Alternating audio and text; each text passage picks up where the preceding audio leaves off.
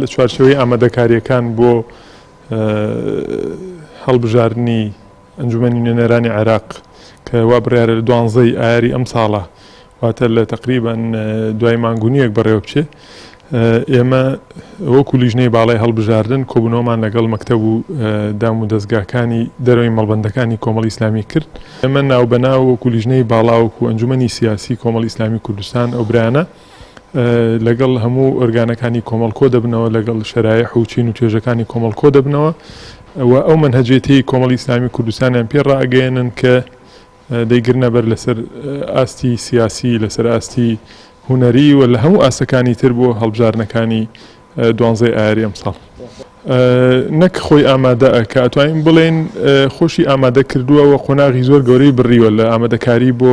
هەڵبژاردن ماوەتەوە ئەو بناغانەی کە ئێمە دامانناوە لە کاتی هەڵمەتی بانگشەی هەڵبژاردن بیان خێنە بواری جێبەجێکردنەوە و پاشانیش چۆنەڵێ ئێمە بە سەرکەوتووی قۆناغی هەڵبژاردننی